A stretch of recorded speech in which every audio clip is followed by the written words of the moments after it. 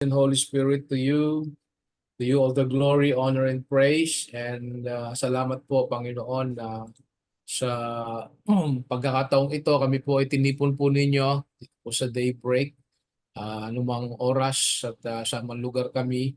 In Spirit, O Lord, kami po ay patuloy po na ah, pagpalain po ninyo as we dive in, O Lord, sa iyong mga salita.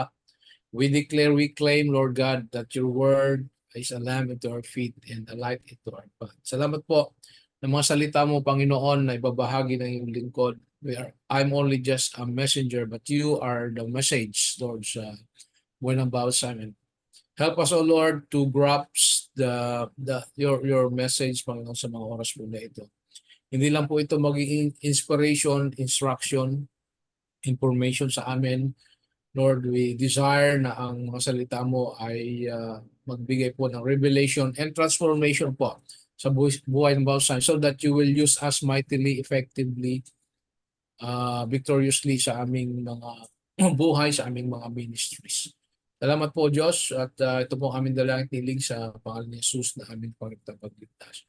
Amen, amen. Alright, itong atin pong assignment na binigay sa akin ay ito pong date na September 20. At ang title po ay Sorrow is Part of Life. Sorrow is Part of Life. Alright, tingnan natin po yung devotion dito po. So, one of life's saddest experiences is to lose a child in death. Martin Luther, the father of the Reformation, married Katerina von Bora, a former nun in 1525. Luther and Katie, as he called her, had 6 children: Hans, Elizabeth, Magdalena, Martin, Paul, and Margarita. In 1542, when Hans was 16, the Luthers sent him to Targau to school because Wittenberg did not have an appropriate school for his education. Scarcely had he arrived there than his 13-year-old sister, Magdalena, became deathly ill. Martin Luther wrote to Hans' teacher, "My daughter Magdalena is nearing her end and will soon go to her true Father in heaven unless he sees fit to spare her. She longed so much to see her brother, for they were very close. So I am sending a carriage for him, in the hope that a sight of him will revive him. I'm doing all I can lest afterwards the thoughts of having neglected anything should torment me. Please ask him to come at once. Without telling him why, I shall send back as soon as she has either fallen asleep in the Lord or been restored to health." Farewell in the Lord. Hans returned home, but Magdalena's health continued to deteriorate. Luther prayed, "Oh God, I love her dearly, but thy will be done." Then he asked her, "Magdalena, my little girl, would you like to stay with your father here? Or would you just as gladly go to your father in heaven?" She answered, "Yes, dearest father, as God wills." I grieved Luther that in spite of all the blessings he had received from God, he found himself unable in this situation to give thanks. On September 20, 1542, as Magdalena's death drew near, Luther knelt at her bedside, praying through his tears that God would receive his little one. Katie stood at the end of the room, unable to watch as Magdalena died in her father's arms. Turning to his grieving wife, Luther said with compassion, "Dearest Katie, let us think of the home our daughter has gone to. There she is happy and peace." As Magdalena was laid in her coffin, Luther remarked, "My darling, you will rise and shine like the stars in the sun." Then he said to Katie, "How strange to know what she is, at peace in all is well, and yet to be so." To his friends who came to mourn with him, he said, Let us not be sad. I have sent a saint to heaven. If mine could be like hers, I would gladly become that at his very. Luther wrote the epitaph for her grave. Here I Magdalene. Luther, Dr. Luther's little maid resting with the saints, sleep in my narrow bed. I was a child of death, for I was born in sin, but now I live, redeemed, Lord Christ, by the blood you shed for me. 3 days after her death, Luther wrote a letter to his friend Justus Jonas. I expect you to have heard that my beloved Magdalena has been born again into Christ's everlasting kingdom. Although my wife and I thought to rejoice because of her happy end, yet such is the strength of natural affection that we cannot think of it without sobs and groans which tears the heart apart. The memory of her face, her words, her expression in life and in death, everything about our most obedient and loving daughter lingers in our hearts so that even the death of Christ, and what are all deaths compared to his, is almost powerless to lift our minds above our loss. So would you give thanks to God in our position? For hasn't he honored us greatly in glorifying our child? So ito po yung reflection po natin. The death of a loved one brings sorrow to everyone. It is important not to deny these feelings. Jesus wept at the tomb of Lazarus. Even though he knew he was going to raise him from the dead, God intends that we mourn.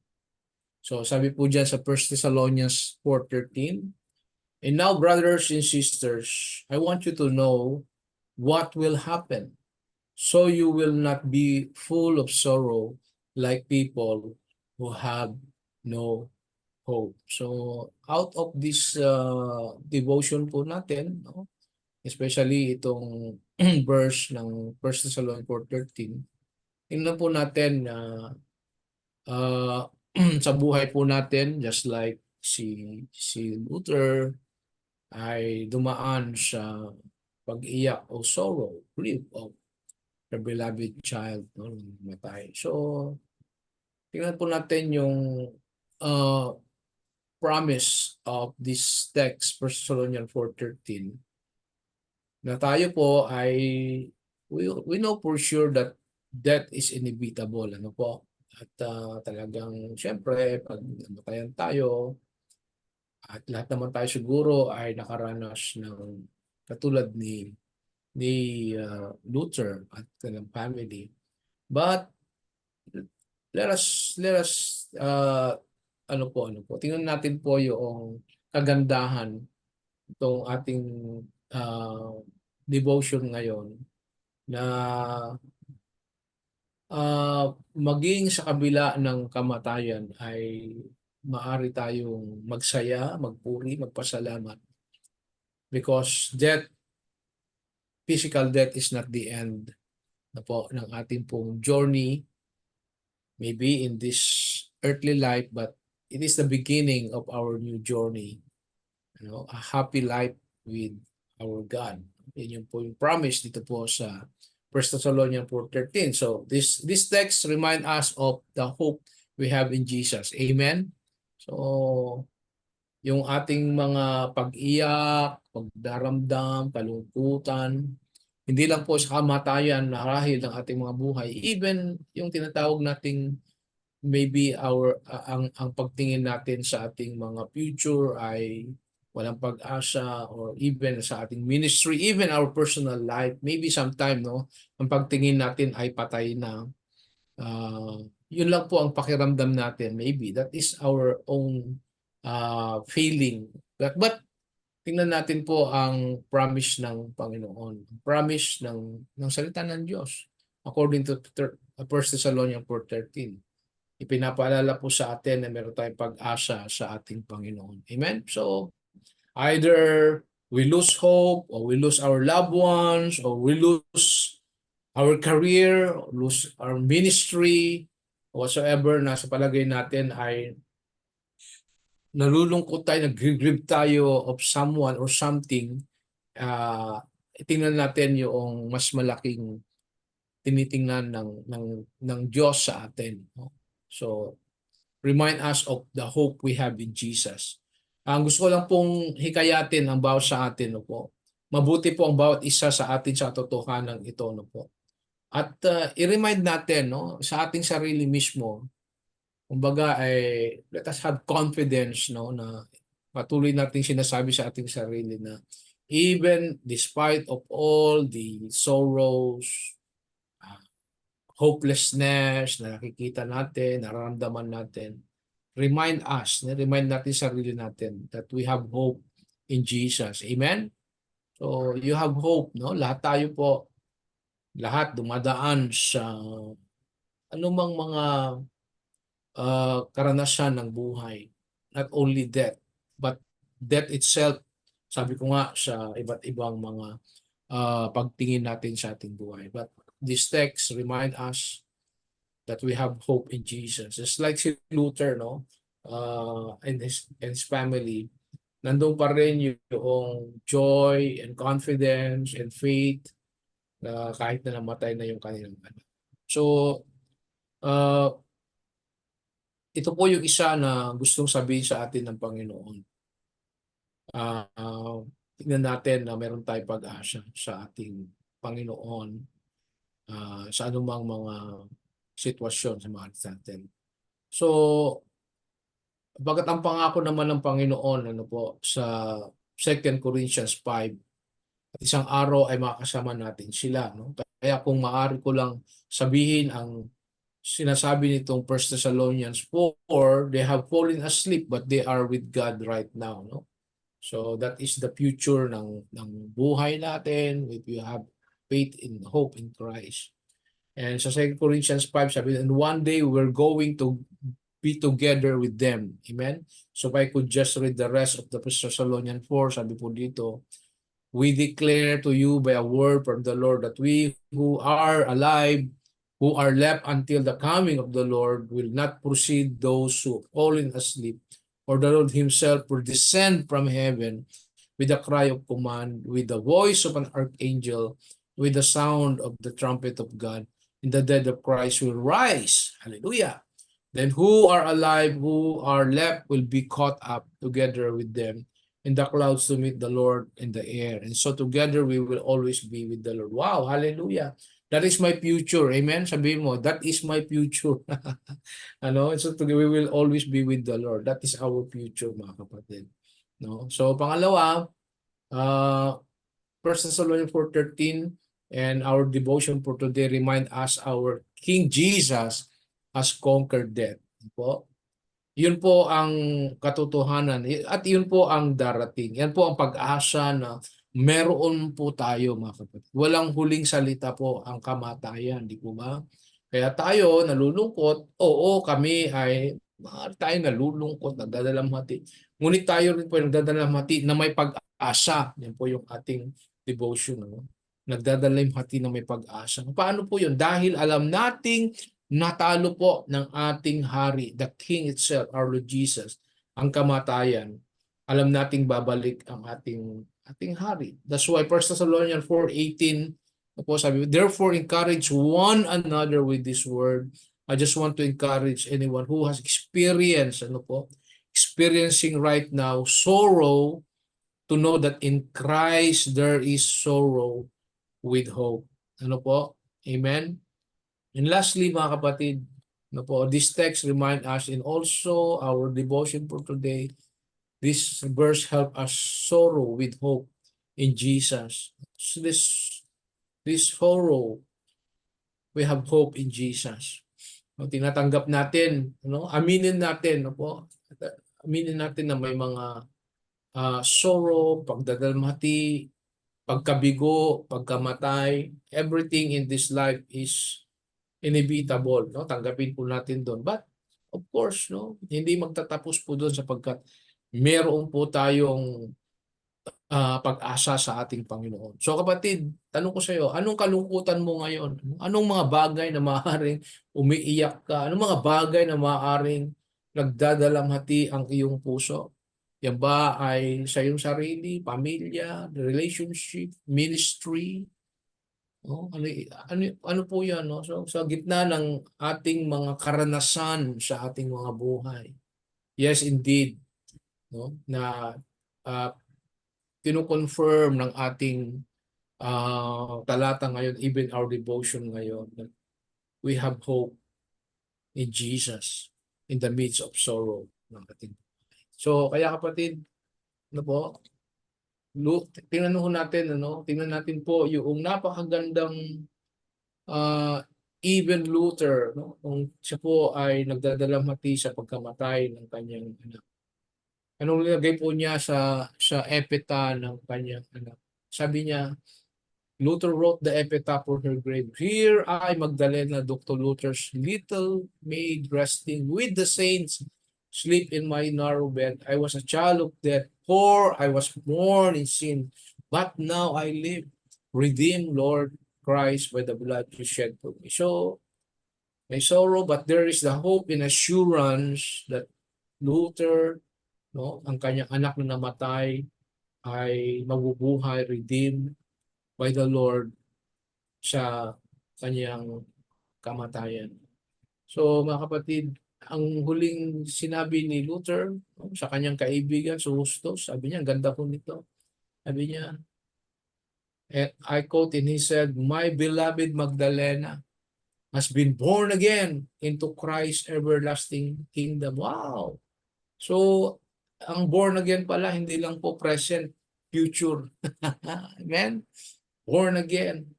That means our life before our King of Kings and Lord of Lords, sa piling ng ating pong Panginoon Diyos na lumikha ng ating pong buhay. So mga kapatid,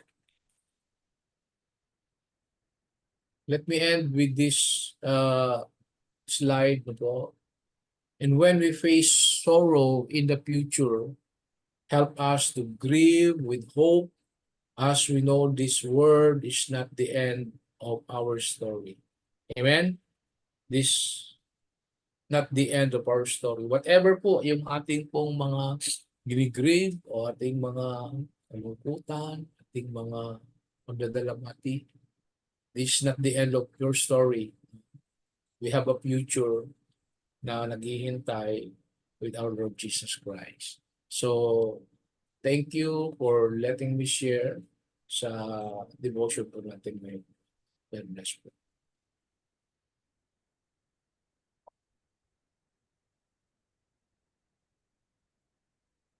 Amen and amen. Wow, praise God. What a powerful, encouraging, and inspiring story ano po ni Luther. Kung minsan pag-iisipin natin mga great man of faith, great man of God na katulad ni Luther, akala natin wala silang mga pinagdaanan na mga ganyan, hindi po ba? Kasi ang alam lang natin yun, yung mga achievements, yung mga nagawa nila sa Reformation, Revival. But, kapag nakikita natin na sila din ay dumanas ng mga bagay-bagay, mga sitwasyon na talagang it would have been sabihin na nating tragic yon, na it would have been a way para manghina sila sa kanilang pananampalataya, but what a powerful testimony na kung ano yung ginawa nun sa kanyang buhay, sa kanyang pananampalataya. And now what it's doing to us, how how we face same kind of situations, whether we are in it right now or whether we will be facing it in the future.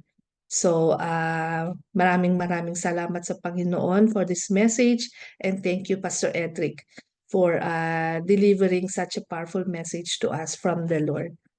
So, Yeah, I'm mga sorry, kapatid, sorry Ate Pinet, meron pala siyang video. Nakalimutan ko. Okay lang, pahabol ko isang video. sige po, Pastor. Yes, of course. Opo. Go ahead po. Dali lang po. Sige po.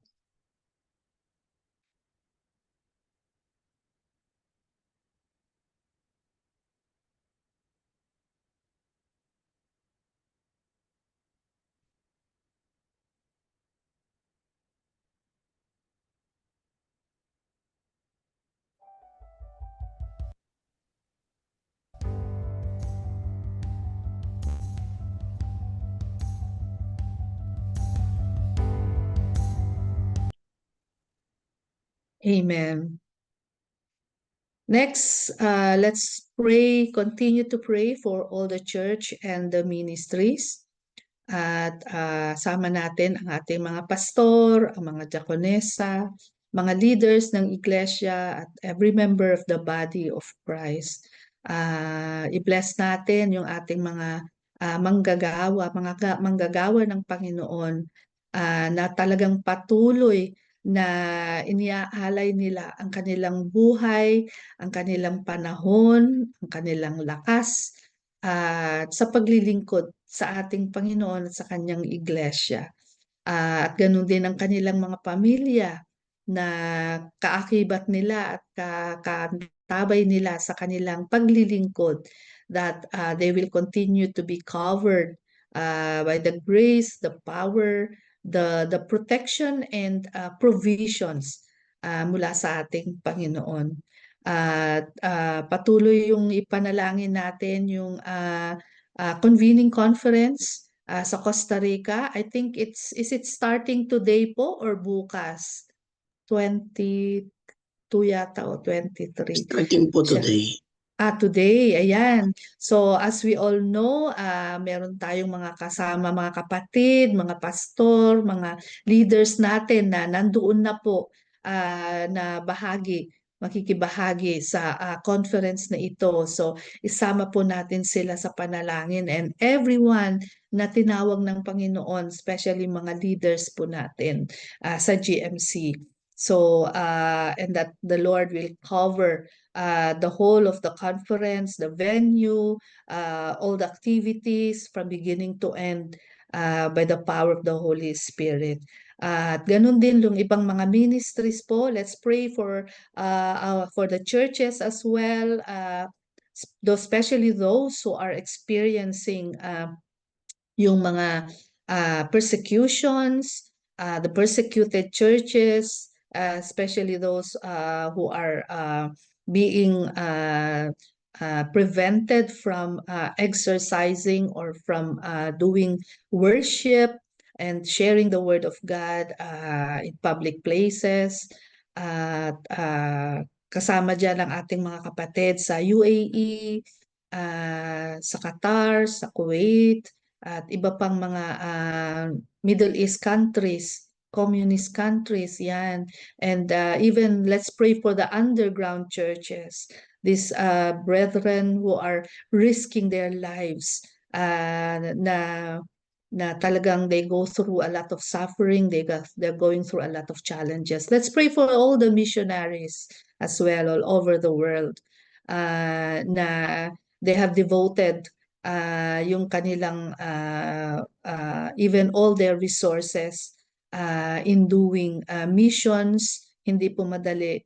At ganun din po yung those who are involved in distributing Bibles, ayan, printing Bibles, translating the Bible in different languages. So lahat-lahat po ito ay paraan ng ating Panginoon upang mas higit na maraming mga tao ang maabot ng kanyang mga salita.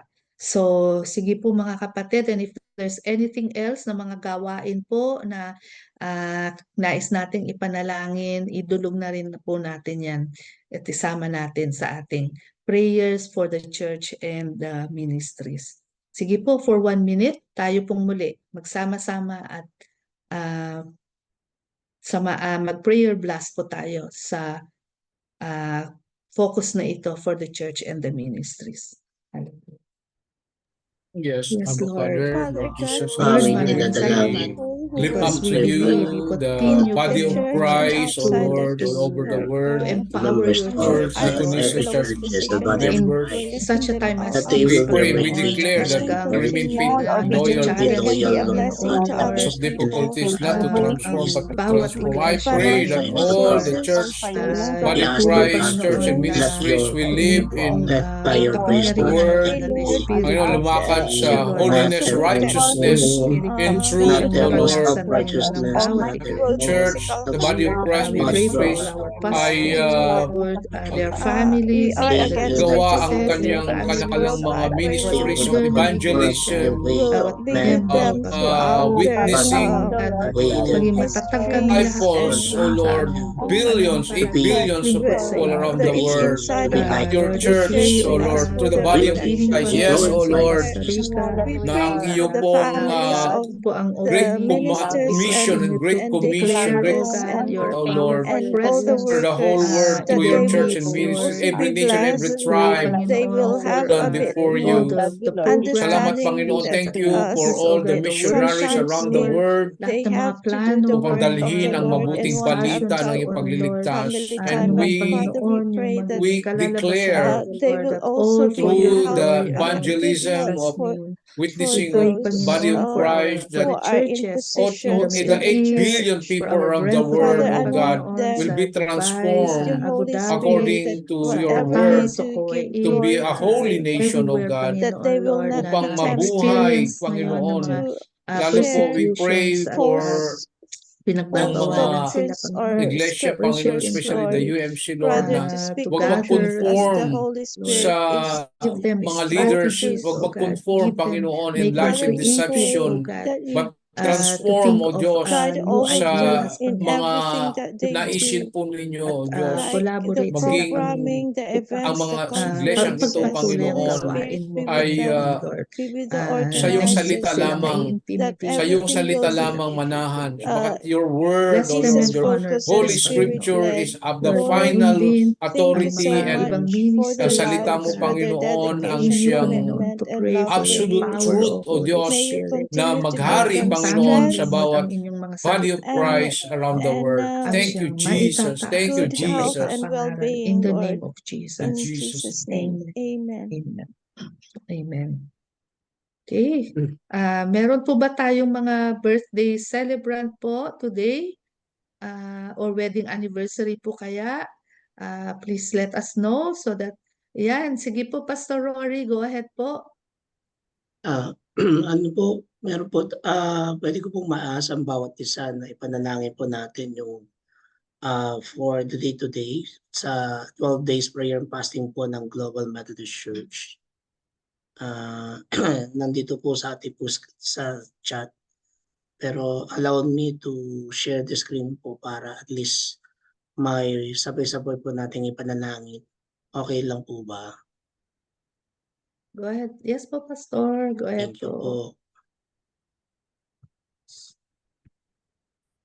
Eto po. Marami pong salamat.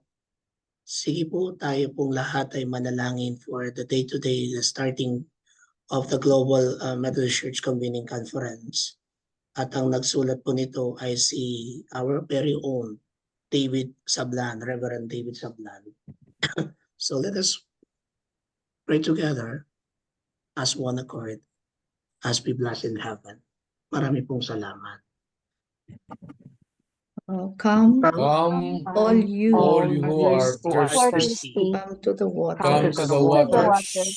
Who have And no you money, who have no money, buy and come buy drink. and Come, buy Come, wine buy and wine and milk without without money without and without money. why cost. spend Why money spend on money what on is what not is not bread, bread, and and your labor on labor what on what will will Labor satisfy. satisfy. Listen, listen to listen, me, listen and to eat me, what is and good. eat what is You will good. delight You will delight in the there. riches. In Isaiah 55 Lord verse 1, Jesus Lord Jesus Christ, Christ, you have you have promised promised never to Promise forsake or never leave to us, forsake that you will us. supply you all will our supply needs our according needs to your according riches to and your According riches to glory. and your glory. riches Thank and you for Thank the you glory. for assurance assurance that we that can Yes, can for come approach the to you without you assurance worries without or worries that we can or anxiety. use O without God, you worries are the or for God, fountain anxiety. you of are living fountain You water. of you living are the water. fountain Also of For have those living who have traveled water. traveled and and are Yes, participating participating in in the the convening convening general conference, conference convening to receive receive general supernatural supernatural strength, strength. protection, and Lord supernatural God, you are the protection source of all and good provision things of good to things. provide you our are the source temporal of all needs. good things, and we Almighty Almighty pray God, God,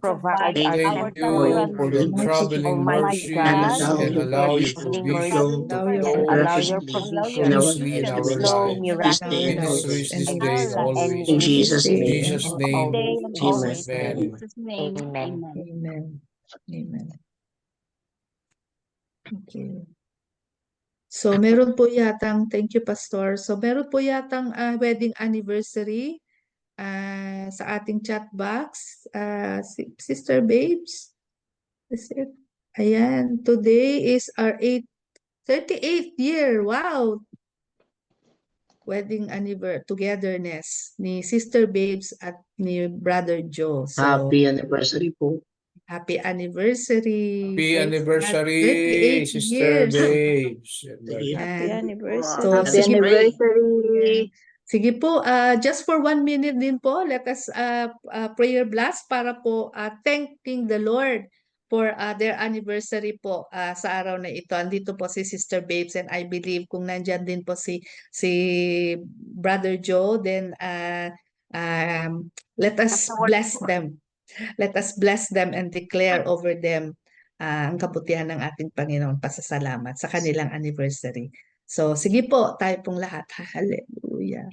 Yes, Lord, we Salamat, thank you. Panginoon. Thank We you praise for you the life Sa for buhay at sa the marriage. gift of Sister marriage, Babes Panginoon, and kay Brother Sister Mga Joe, Babe and kapatid, Brother si Sister Jude. that they Babes at saka reached Bless si their them, O 38th Lord. Thank you for In anniversary all the areas 38 and years, buhay, Lord. I release and I Continue to declare bless Dalawang their real, love for each unlimited, it's a other, milestone, unbreakable, Lord. family, More super and more years together, supernatural Lord. blessings They be continue upon to serve you. that you, O they will God. I live pray, And Lord, continue, a Panginoon, to virtuous transference speak of your life, blessings, penetration, O God. penetration be free upon Marami of pa, Sister Panginoon, Babe. Lord. influences And Oh, pagamitin po inspiration, ninyo O ang Thank God. you kanilang for their buhay Kayo po ang siyang for your glory and for your honor. Salamat, Thank you, Lord. Lord. Continue to Bless continue bless to them. them Bless their bless marriage sa life, O God. pagganap ng Ang inyong kanilang their buhay na ito, kapatiran. children Panginoon, and their Allow maparangalan for ang them, grandchildren kanilang Panginoon, and their buhay, kanilang working over family and flow church, out ministry. Lord of God, them, So, both po, in Panginoon, inside and Jesus' Lord. name we outside For the all pray. the church. people to Bless them, see your Lord God, glory in them, and even in their prosper them. In marriage, oh God. Jesus' mighty In the name, name of amen. Jesus.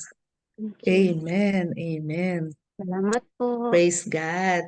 Meron po bang mga birthday celebrants po tayo? Wala po? Yan, sige, wala po. So, Pastor, thanks sa Thanksgiving prayer po and benediction. Thank you po. Sige po, tayo po ay patuloy po na manalangin.